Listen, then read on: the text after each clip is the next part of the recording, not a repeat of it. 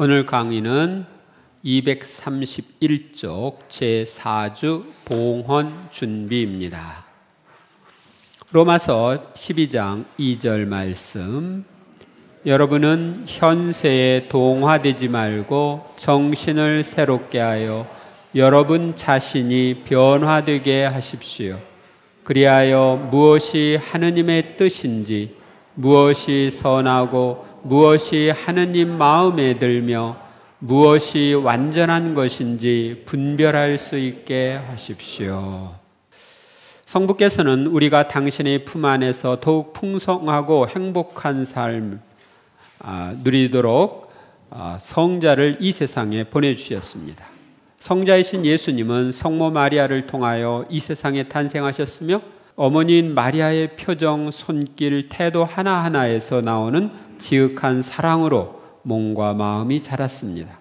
그리고 하느님의 때가 오기까지 마리아와 함께 생활하시면서 기쁨과 슬픔 등 그분이 가지신 모든 것을 나누는 한 가족으로 생활하셨습니다.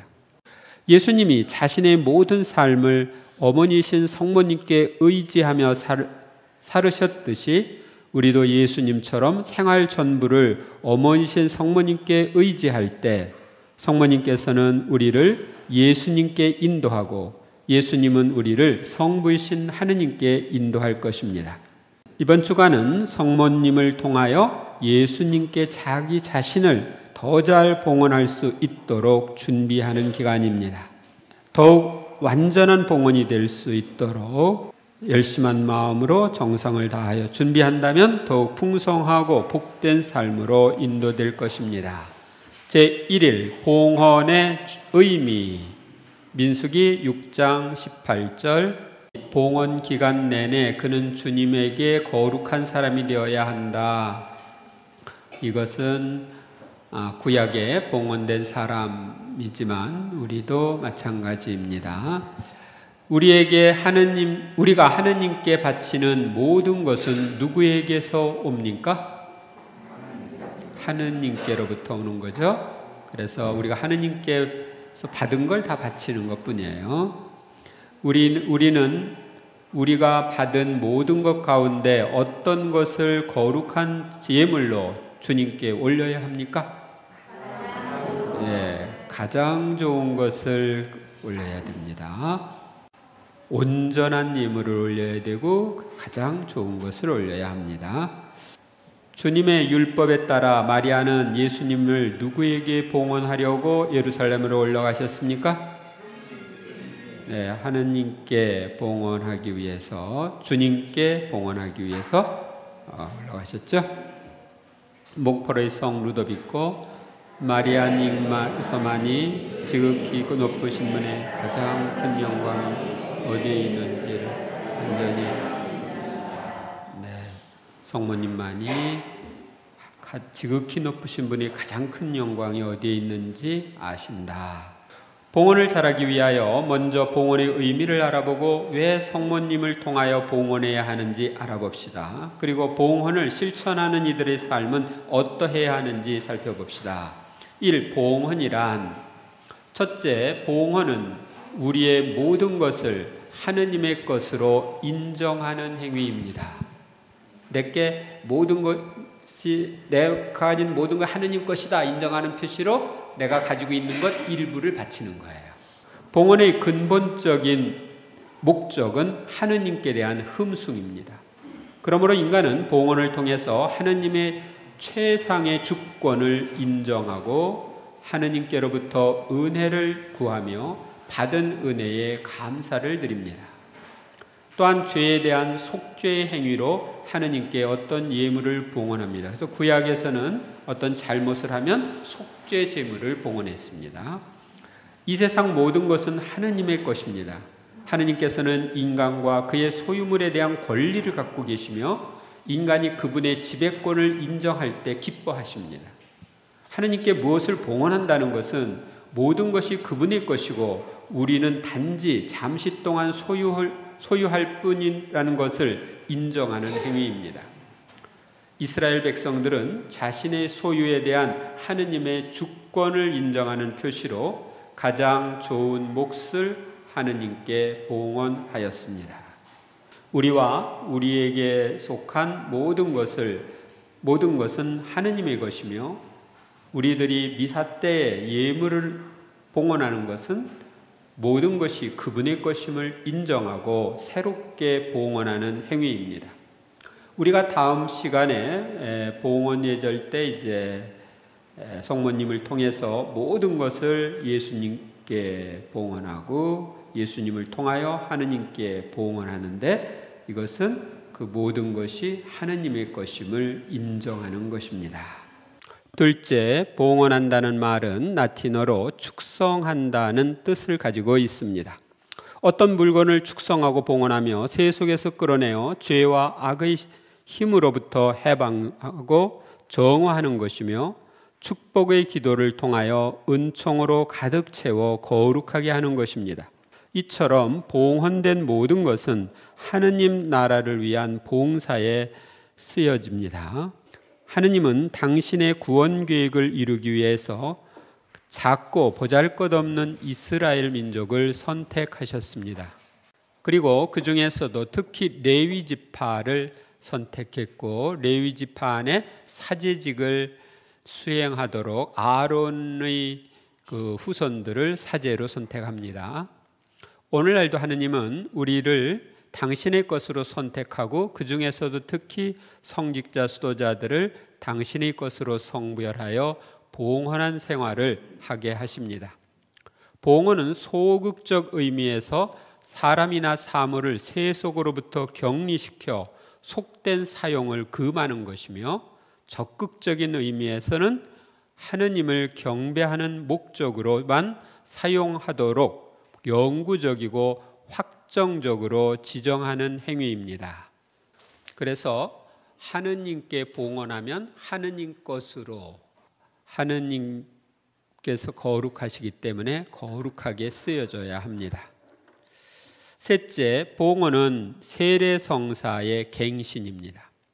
우리는 세례 때 그리스도를 나의 주님으로 받아들였고 삶의 모든 것을 그분의 손에 맡겼습니다.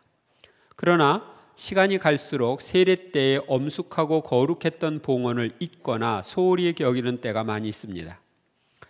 우리가 티 없는 성모님을 통해서 자신을 다시금 예수님께 봉헌한다는 것은 영세 때의 약속을 새롭게 다짐하는 행위입니다. 또한 성직자 수도자들에게는 영세뿐만 아니라 서풍과 서원 때의 봉헌을 새롭게 하는 행위입니다. 그리고 레지오 마리아 단원들은 선서와 아치에스 행사 때의 봉헌을 새롭게 하는 행위이기도 합니다. 복자 마르첼로 샴파나냐 말씀. 마리아님, 당신만이 우리의 희망입니다. 당신이 없으시면 우리는 아무것도 아닙니다. 마리아님은 언제나 당신의 팔과 마음으로 사랑스러운 아드님을 품고 계시기에 당신과 함께 있으면 우리는 모든 것을 얻는 셈입니다. 왜 성모님을 통하여 봉헌해야 하는가? 첫째, 성모님께 대한 봉헌은 예수님을 본받는 행위이기 때문입니다. 하느님이신 성자께서는 성모님께 자신을 온전히 맡김으로써 이 세상에 사람으로 탄생하셨습니다. 이 세상에 탄생하신 아기 예수님께서는 자신을 온전히 성모님께 맡겼고 성모님께서는 예수님을 성전에서 성부께 봉헌하셨습니다. 하느님이신 예수님께서는 성모님의 손을 통해 자신이 봉헌되기를 원하셨기 때문입니다. 따라서 성모님을 통한 봉헌은 예수님을 본받는 행위입니다. 예수님께서는 성모님을 통하여 자신을 봉헌하신 후에도 성모님께 자신을 온전히 의탁하며 사셨고 성모님께서는 아기 예수님께 필요한 모든 것을 공급해 주셨습니다. 아기 예수님은 성모님의 품에서 성모님의 돌보심과 사랑을 받으며 자랐습니다. 우리가 성모님께 자신을 맡기고 성모님의 돌보심과 사랑을 받으며 살려고 하는 것은 예수님의 모범을 본받는 행위입니다. 우리는 예수님을 본받아야 되죠. 그래서 예수님을 본받는 행위가 성모님께 대한 봉헌입니다. 둘째, 성모님께 대한 봉헌은 십자가 위에서 예수님이 우리 자신을 성모님께 맡기고 우리의 어머니로 선언하신 것을 인정하고 받아들이는 행위입니다. 예수님은 이미 십자가 위에서 우리를 성모님께 맡겼고 성모님이 우리의 어머니이심을 말씀하셨습니다. 그러나 우리는 그동안 십자가 위에서 하신 예수님의 말씀에 무관심했고 성모님께 우리 자신을 맡기고 그분을 어머니로 공경하는 삶을 제대로 살지 못했습니다. 우리는 그동안 나의 어머니로서 나의 구원을 위하여 온갖 고난을 겪은 어머니를 제대로 모시지 못한 불효를 회개해야 합니다. 그리고 지금이라도 의식적으로 성모님을 나의 어머니로 새롭게 받아들이고 어머니의 돌보심에 자신을 맡겨야 합니다. 그러면 성모님은 나와 내가 맡긴 것에 대하여 새로운 권한을 갖게 되고 전보다 나를 더 잘 돌보실 수 있게 됩니다. 봉헌은 성모님이 나의 어머니이심을 인정하는 행위인 동시에 그분이 예수님의 왕권에 참여하는 여왕이심을 인정하는 행위입니다.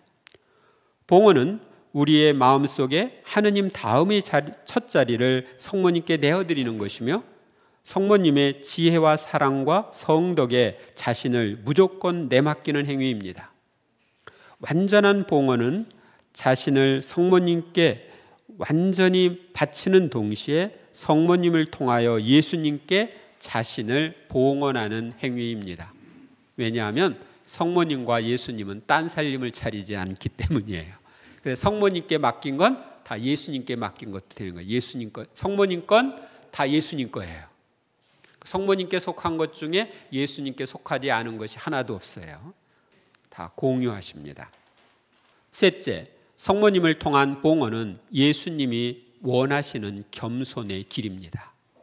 구세주이신 예수님께서 이 세상에 오실 때 성모 마리아를 통하여 오셨던 것처럼 우리가 당신께 나아갈 때도 성모님을 통하여 성모님과 함께 오기를 원하십니다. 예수님께서는 당신이 직접 우리 어머니로 주신 성모님을 통하여 우리가 성모님과 함께 당신께 오기를 원하시는 것입니다. 우리가 하느님이신 예수님께 직접 나아가는 것보다 성모님께 모든 것을 맡기고 성모님과 함께 나아가는 것은 겸손한 행위입니다. 따라서 주님은 나 혼자 직접 당신께 나아가는 것보다 성모님을 통하여 나아가는 것을 더 기뻐하십니다. 여러분들이 대통령을 만날 때 직접 가서 만나요? 옆에 비서 통해 가지고 만나죠? 네? 그런데 하느님이신 예수님 만나는데 하느님이신 예수님께 나아가는데 직접 가겠다, 나는 필요 없어, 이러면 그건 교만이죠. 성 막시밀리아노 콜베, 우리들의 성화가 곧 성모님의 사업입니다. 성모님은 조시를 그러니 우리를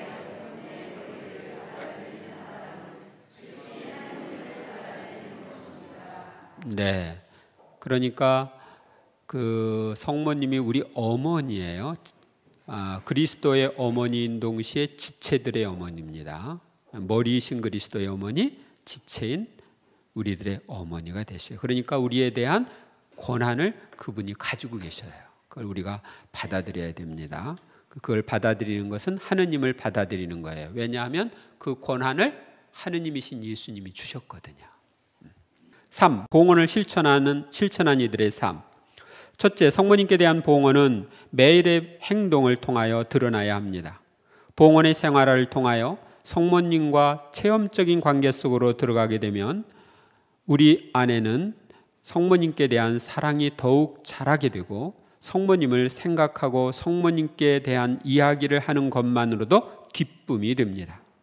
그러나 성모님께 대한 사랑을 느끼는 것만으로는 부족하고 그 참됨을 실제적인 헌신을 통하여 증명해야 합니다. 말보다는 행동이 성모님께 더 큰 영광이 됩니다. 여왕이시며 어머니이신 성모님의 뜻을 이루기 위해서라면 언제나 기꺼이 자신과 자신의 자연적, 초자연적 재산과 시간을 바치는 행동이 필요합니다. 그래서 내 것을 이렇게 계속 봉헌을 해야 됩니다. 둘째, 이기심을 버리고 성모님과 예수님의 뜻대로 살아야 합니다. 봉헌을 한 다음에는 우리는 성모님과 예수님의 뜻대로 살아야 돼요. 세상에는 유감스럽게도 어떤 위험, 질병, 일시적 불행을 면하고 세속적인 이익을 얻기 위해서만 성모님께 피난처를 구하는 이기적인 사람도 있습니다. 그러나 성모님께 대한 참 사랑은 이기적인 것이 아닙니다. 우리는 봉헌을 통하여 성모님과 예수님의 것이 되므로 언제나 성모님과 예수님의 뜻에 따라 기도하고 일하고 고통을 견디며 생활하고 죽을 의무를 집니다. 우리는 자신의 온갖 아집과 완고함과 이기적인 쾌락을 근본적으로 끊어버리고 하느님의 뜻대로 살고자 힘써야 합니다. 셋째, 성모님께 자신을 봉헌한 이들은 성모님과 예수님을 항상 충실히 섬겨야 합니다. 성모님을 진실히 공경하는 사람은 사욕이나 어떤 이익 때문에 섬기는 것이 아니라 우리의 어머니로서 당연히 섬김을 받아야 할 분이기 때문에 섬기는 사람입니다. 이런 사람은 위로가 있을 때뿐만 아니라 위안도 없고 메마를 때에도 항상 충실히 그분을 섬깁니다. 이런 이들은 하느님과 성모님께 큰 기쁨이 됩니다. 우리는 성모님께 대한 완전한 봉헌을 통하여 우리를 완전히 하느님의 것이 되게 하고 영세 때의 약속을 새롭게 합시다. 그리고 봉헌을 통하여 예수님의 모범을 본받고 성모님을 나의 어머니심의 여왕으로 새롭게 맞아들이고 초성과 충성을 다합시다.